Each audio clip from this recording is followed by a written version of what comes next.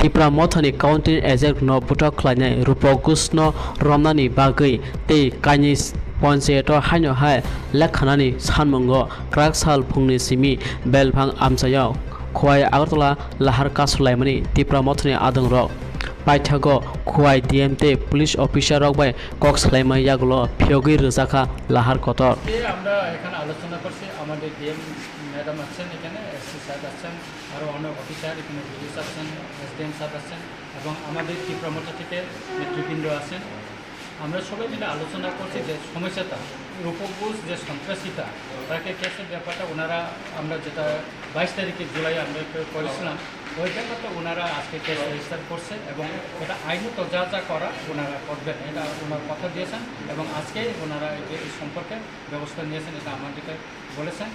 দ্বিতীয়ত হলো যে আমাদের ওই কল্যাণপুর আন্ডারে যেটা কাপড় ছিঁড় হয়েছিল যেটা একজন প্রার্থী ডিস্ট্রিবিউশন করেছিল সেই বিষয়টা ওরা তদন্ত করবে ডিএমকে উনি জানায়নি আরও যে কল্যাণপুর আরও উনি মানে ভিডিও ওনাকে জানায়নি আগামীকাল কিন্তু এসপি সাহেব এবং ডিএম সাহেব ওনাকে গিয়ে ওই বিষয়টা ওনারা দেখবেন দেখে এই ব্যাপারটা আমাদেরকে রাইতেন ওনারা জানাবেন এই বিষয়টা কী কী করা হয়েছে এবং ফাদার যদি ওনার কোনো গলতি থাকে ওনারা আইনত একটা ব্যবস্থা নেবেন।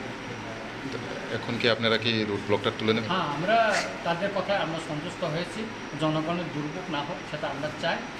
তাই জন্য আমরা সবাই মিলে আমাদের নেতৃবৃন্দের সঙ্গে আলোচনা করে আমরা সন্তুষ্ট হয়ে আজকে আমরা রুট ব্লকটা তুলে দিচ্ছি। हमने MLA साहब के साथ मीटिंग की और भी जो रिप्रेजेंटेटिव आए थे सबके साथ मीटिंग करके जो ग्रीवांस थे उसको रिजॉल्व कर दिया है। एंड अभी MLA साहब ने बोला है कि उसको विड्रॉ कर लेंगे ब्लॉकेगा उसको, क्योंकि जो एक कंप्लेन आया था उसका ऑलरेडी केस रजिस्टर हो चुका है।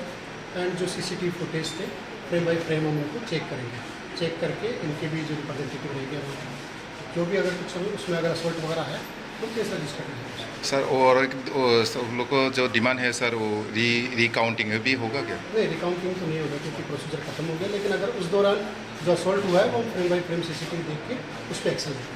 Thank you.